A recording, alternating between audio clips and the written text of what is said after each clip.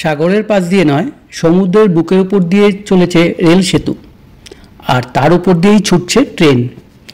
গত কয়েকদিন ধরে সমাজ মাধ্যমে এমন ছবি ভিডিওর ছড়াছড়ি, চর্চা এখন নতুন পম্বন সেতু নিয়ে।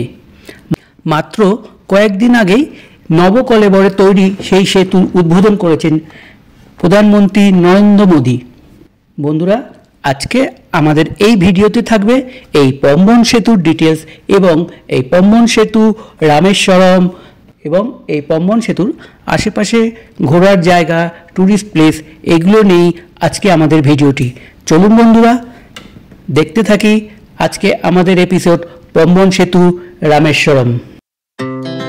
Our hearts beat to the city streets. We began to feel the fire.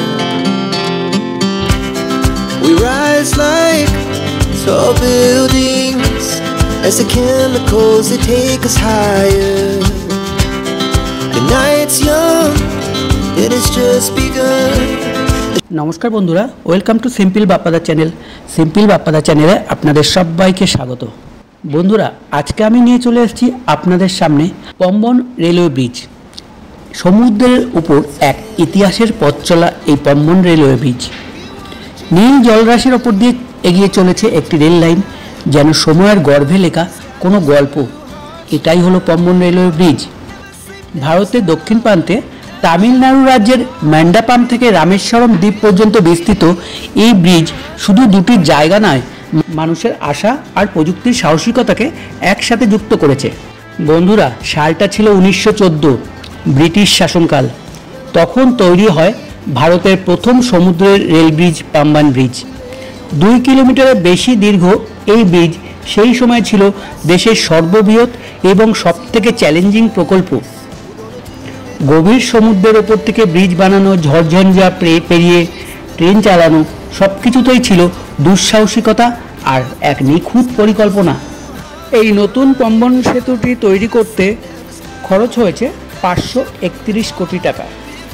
আর আমাদের ভারতের প্রধানমন্ত্রী নরেন্দ্র মোদী কয়েকদিন আগেই এই নতুন পম্বন ব্রিজের উদ্বোধন করেন, যেটা নিয়ে কদিন সোশ্যাল মিডিয়া ছিল রীতিমতো সরগরম।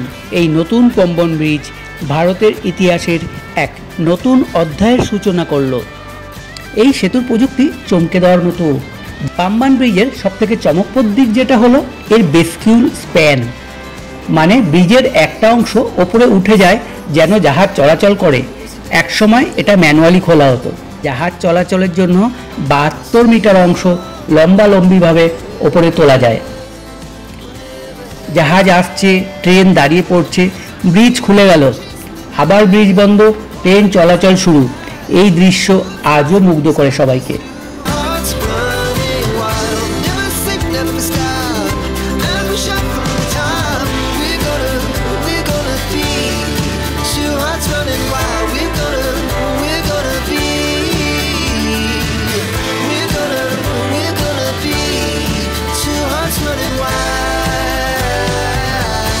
উনিশশো 64 সালের সেই ভয়ঙ্কর সাইক্লোন যেটা ধ্বংস করে দেয় ধনুষকোটি শহরকে, পাম্বান ব্রিজকেও করে তোলে একদম ক্ষতবিক্ষত।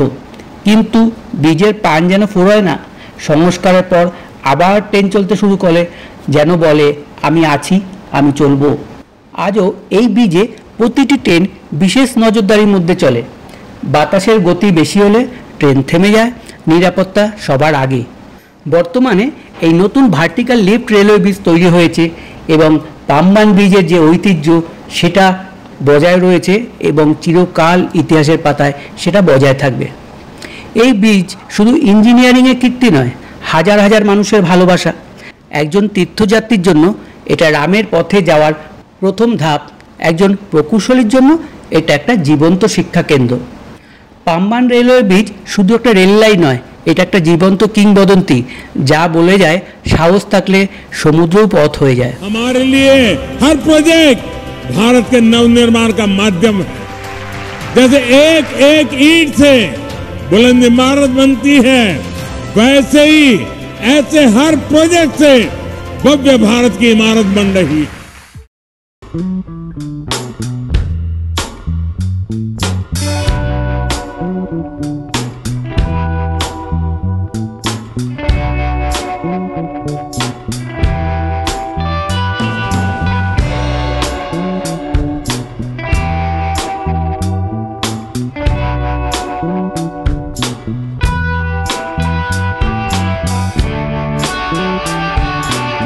ভারতের মূল ভূখণ্ড থেকে ভারত মহাসাগরের উপরে রামেশ্বরম দ্বীপে যেতে নবকলেবরে তৈরি রেল সেতুটির ভূমিকা অপরিসীম। 1914 সালে ব্রিটিশ সরকার পুরনো পম্বন সেতু তৈরি করে, কিন্তু সামুদ্রিক বিপর্যয়ে জলো হাওয়ায় এই সেতুটির একাংশ ক্ষতিগ্রস্ত হয়। 2022 সাল থেকে সেখানে ট্রেন চলাচল বন্ধ করে দেওয়া হয়েছিল। এখন পুরনো পম্বন সেতুর পাশেই 531 কোটি টাকা ব্যয় করে নতুন একটা সেতু তৈরি করা হয়েছে। সাগরের উপর গাড়ি চলাচলের জন্য সেতু রয়েছে, তবে ট্রেনে চাপার অভিজ্ঞতা সম্পূর্ণ আলাদা। রামেশ্বরম তম্বরম চেন্নাই এক্সপ্রেসে যাতায়াত করবে এই নতুন পম্বন সেতুর উপর দিয়ে। সেই অভিজ্ঞতা সাক্ষী হতে ভ্রমণ তালিকায় যোগ করতে পারেন রামেশ্বরম। বন্ধুরা, এ তো গেল নতুন পম্বন ব্রিজের কথা, কিন্তু এই পম্বন ব্রিজে আমরা কোথা থেকে আসব, কিভাবে আসব, এখানে এসেই বা কী করব, কি দেখব, চলুন আমরা সেগুলো নিয়ে একটু আলোচনা করি এবং আপনাদের দেখাই। সাথে থাকুন, দেখতে থাকুন। রামেশ্বরমে কোথায় ঘুরবেন বন্ধুরা, চলুন আমরা একটু দেখে নিই। রামেশ্বরমের অন্যতম আকর্ষণ আরুলমিত্র রামলিঙ্গেশ্বর বা রামনাথ স্বামী মন্দির। শহরের মধ্যভাগে তৈরি মন্দিরটির নির্মাণশৈলী দক্ষিণী ধাঁচের শিল্প ভাস্কর্য দৃশ্যমান। মন্দিরের লম্বা বারান্দায় রয়েছে 1000টি স্তম্ভ এবং এই স্তম্ভগুলো সম্পূর্ণ বাস্তুশাস্ত্র মেনে করা হয়েছে। এক ঝলকে দেখলে স্তম্ভগুলোকে মনে হয় সবকটি একই রকমের, কিন্তু বন্ধুরা ভালো করে দেখলে বোঝা যাবে এক একটি স্তম্ভ পুরো আলাদা আলাদা। মন্দিরের আরাধ্য দেবতা হচ্ছে শিব। শোনা যায় লঙ্কা জয়ের পরে রাম শিবের পুজো করতে উদ্যোগী হন। দ্বাদশ জ্যোতির্লিঙ্গের অন্যতম এই রামনাথ স্বামী মন্দির। মন্দিরের সুউচ্চ চূড়া দেখা যায় বহু দূর থেকে। সামনেই সমুদ্র, সেখান থেকে স্নান করে পুণ্যার্থীরা মন্দিরে পুজো দেন। এই মন্দির শুধু একটি স্থাপনা নয়, এটি একটি অনুভূতি। হিন্দু ধর্মের 4টি ধাম বা 4 ধামের একটি হলো এই রামেশ্বরম, আর এই মন্দির তার হৃদয়। কথিত আছে লঙ্কা বিজয়ের আগে ভগবান শ্রীরাম এখানেই শিবের পূজা করেন, শিবলিঙ্গ স্থাপন করেন। মা সীতার হাতে গঠিত সেতুলিঙ্গ ও হনুমান এনেছিলেন বিশ্বলিঙ্গ। এই 2 লিঙ্গকেই এখন এখানে পূজিত করা হয়। রামনাথ স্বামী মন্দিরের এক অন্যতম বৈশিষ্ট্য হল বিশ্বের দ্বিতীয় দীর্ঘতম করিডোর, যা প্রায় 1212টি স্তম্ভ বিশিষ্ট। এই করিডোরের প্রতিটা পিলারে আছে খুব সুন্দর নকশা, যেটা ভীষণ আই ক্যাচিং, আর এই স্তম্ভগুলোর ভেতর দিয়ে হাঁটা এক আলাদা অনুভব। মন্দিরটি দ্রাবিড় স্থাপত্য শৈলীর তৈরি। এর গর্ভগৃহে অবস্থান করছেন রামনাথ স্বামী, অর্থাৎ স্বয়ং শিব। মন্দিরে প্রবেশের আগে ভক্তরা স্নান করেন 22টি তীর্থকুণ্ডে। প্রতিটি কুণ্ডের জল ভিন্ন উৎস থেকে আনা এবং বলা হয় এগুলোতেও পবিত্রতা ও রোগমুক্তির শক্তি আছে। এরপর অনেকে যান সমুদ্রস্থানে অগ্নিতীর্থ, যেখানে শ্রীরাম আগুন দেবতার সাক্ষ্য নেন সীতার শুদ্ধতার প্রমাণস্বরূপ। প্রতিদিন হাজার হাজার ভক্ত এসে পূজা দেন, মনের বাসনা প্রকাশ করেন আর ফিরে যান এক বিশ্বাস নিয়ে, রাম নাম সত্য, শিব ও শক্তি সর্বত্র। বিশেষ করে মহাশিবরাত্রি আর অরুদ্রা দর্শনের দিনে এখানে হয় বিরাট উৎসব। আলো, ধূপ আর ভক্তি সঙ্গীতে মুখর হয় গোটা রামেশ্বরম। রামনাথ স্বামী মন্দির শুধু ইতিহাসের অংশ নয়, এটি আধ্যাত্মিকতার এক জীবন্ত সেতু, যা আজও রাম থেকে রাবণ বিজয়, শিব থেকে শক্তি আর মানুষের অন্তর থেকে ঈশ্বরের দ্বার পর্যন্ত দেখায়। আপনি যদি এই ভিডিও থেকে নতুন কিছু জেনে থাকেন তাহলে একটা লাইক দিন, আপনার মতামত জানিয়ে কমেন্ট করুন।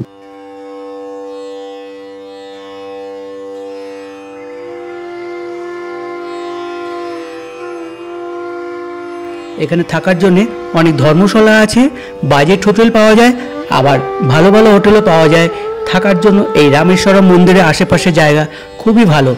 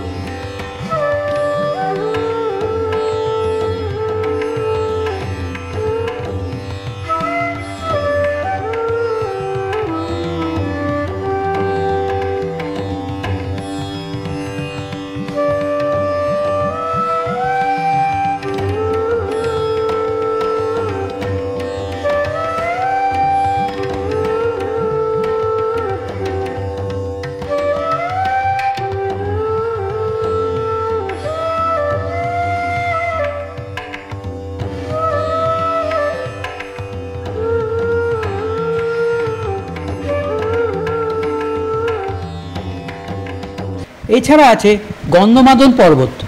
রামায়ণে যে গন্ধমাদন পর্বত আমরা পড়েছি বা শুনেছি, সেই গন্ধমাদন পর্বতও রয়েছে এখানে।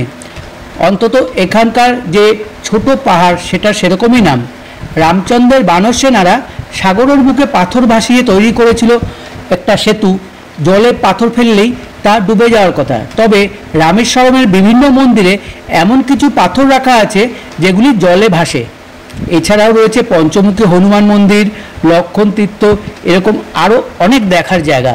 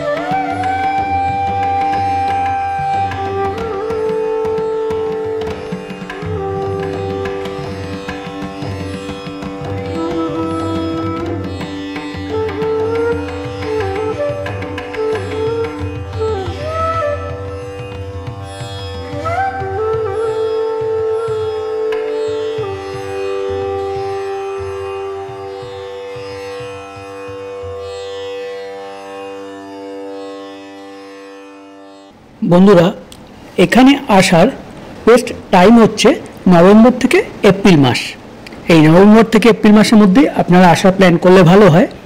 আর হাতে যদি 2 দিন বা 3 দিন রাখেন সব থেকে ভালো হয়। 2 দিন 1 রাত্রি বা 3 দিন 2 রাত্রি, এটা করলে সব থেকে ভালো মতো আপনারা জায়গাটা ঘুরতে পারবেন। চলুন বন্ধুরা, সাথে থাকুন, দেখতে থাকুন। রামেশ্বরম মন্দির ছাড়াও এখানে আছে ধনুষ্কোডি। ধনুষ্কোডি একটা অসাধারণ একটা বিচ। সমুদ্রের রূপ উপভোগ করার জন্য খুব সুন্দর একটা স্থান এই ধনুষ্কোডি। রামেশ্বরম শহর থেকে এর দূরত্ব প্রায় 19 কিলোমিটার। দুই পাশে সমুদ্রের জলরাশি, মাঝখান থেকে রাস্তা। আর রামেশ্বরমের খুব কাছেই হচ্ছে শ্রীলঙ্কার মান্নার দ্বীপ। পুরাণ অনুসারে এই স্থান থেকেই ভগবান রাম তার বানর সেনার সাহায্যে সেতু নির্মাণ করেছিলেন লঙ্কা জয় করার জন্য। এই সেতু রাম সেতু বা অ্যাডামস ব্রিজ নামে আজও স্যাটেলাইট ইমেজে দেখা যায়। এই কারণে ধনুষ্কোডিও হিন্দুদের কাছে একটি পবিত্র স্থান। 1964 সালের ধ্বংসাত্মক সাইক্লোনে এই ধনুষ্কোডি পুরো তছনছ হয়ে যায়।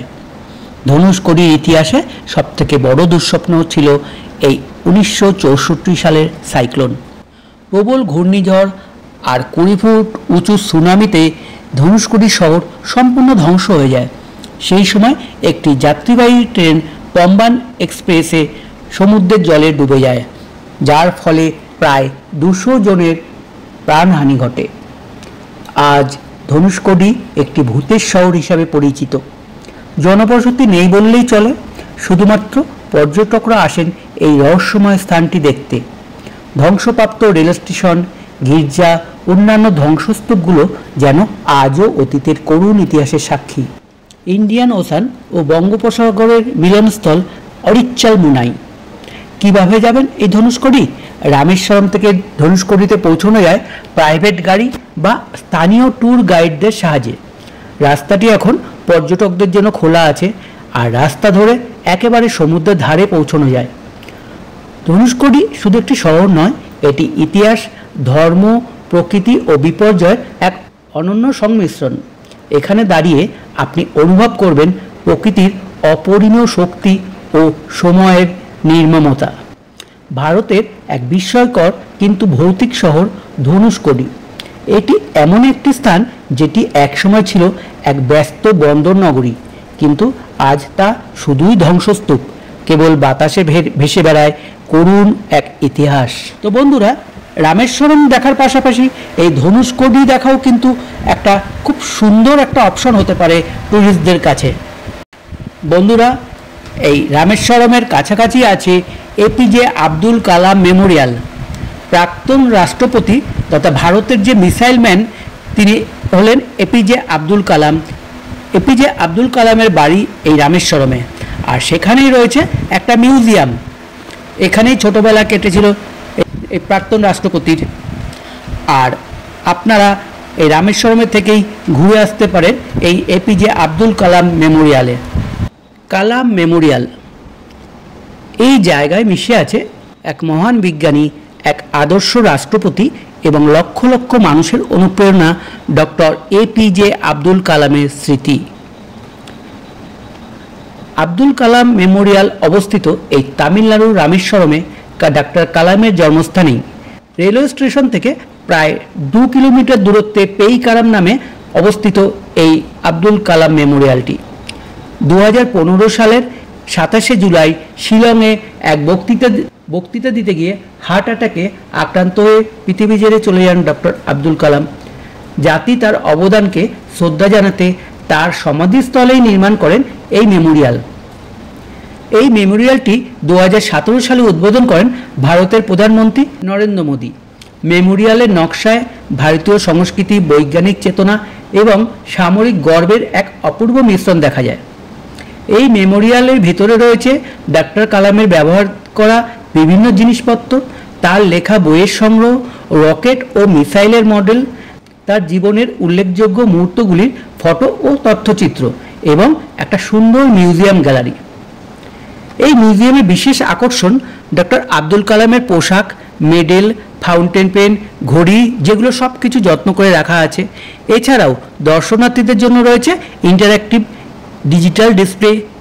পুরো শান্ত এলাকা, গভীর এবং অনুপ্রেরণায় ভরপুর এই জায়গাটি। মেমোরিয়ালের চারপাশে বাগান, বসার জায়গা এবং একটা ছোট লাইব্রেরি রয়েছে, যেখানে বসে কালামের বই পড়া যায়। এটি শুধু একটু দর্শনীয় স্থান নয়, এটি একটি আত্মিক অনুভবের স্থান। কিভাবে যাবেন? রামেশ্বরম রেল স্টেশন থেকে আপনি অটো বা গাড়িতে করে সহজেই পৌঁছে যেতে পারেন এই মেমোরিয়ালে। রামেশ্বরম ঘুরতে গেলে এই স্থানটি কিন্তু একদম মিস করবেন না বন্ধুরা। ডক্টর কালাম আমাদের শিখিয়েছিলেন, স্বপ্ন তাই যা ঘুম পেলে দেখা যায় না, বরং আপনাকে ঘুমোতে না দিয়ে জাগিয়ে রাখবে, সেটাই হচ্ছে স্বপ্ন। You have to dream before your dream can come true. A dream is not that which you see while sleeping. It is something that does not let you sleep. You should not give up, and we should not allow the problem to defeat us. If you want to shine like a sun, first burn like a sun. I was willing to accept what I couldn't change. আর কিভাবে যাবেন? তামিলনাড়ুর এই দ্বীপটিতে নানাভাবে যাওয়া যায়। ট্রেনে যেতে গেলে চেন্নাই বা মাদুরাই থেকে যেতে পারেন, অথবা আপনারা বাই রোডও যেতে পারেন। মাদুরাই থেকে সেখানে পৌঁছানো যায় 3 থেকে 4 ঘন্টা মাত্র লাগে সময়। তো বন্ধুরা, আর দেরি কিসের? তল্পা বেঁধে নিন আর চলে যান চেন্নাইয়ের মাদুরাই। চেন্নাই কীভাবে যাবেন সেটা আপনারা খুব ভালোই জানেন, আর আলাদা করে কিছু বলার নেই। বাই এয়ার, বাই ট্রেনে যেতে পারেন, মাদুরাইয়ে ডাইরেক্ট ফ্লাইটেও যেতে পারেন। এই মাদুরাই থেকেই আপনারা বাই ট্রেন চলে যান রামেশ্বরম পম্বন সেতুর ওপর দিয়ে। আর এই পম্বন সেতুর সুন্দর দৃশ্য উপভোগ করতে করতে পৌঁছে যান রামেশ্বরম মন্দির, ধনুষকোটি, এইরকম সুন্দর সুন্দর জায়গায়। তো বন্ধুরা, আজকের এই ভিডিওটি কেমন লাগলো আপনারা একটু কমেন্ট করে জানাবেন। আর ভিডিওটা যদি ভালো লাগে তাহলে অবশ্যই একটা লাইক দেবেন। আপনাদের একটা লাইক, একটা কমেন্ট আমাকে এরকম ভিডিও বানাতে আরও উৎসাহিত করবে। তো বন্ধুরা, সবাই ভালো থাকবেন, সুস্থ থাকবেন। আবার দেখা হবে আমার পরবর্তী ভিডিওতে। টাটা। সবাইকে আমার প্রাণ ভরা, জল ভরা, ঢালাও ঢালাই করা ভালোবাসা।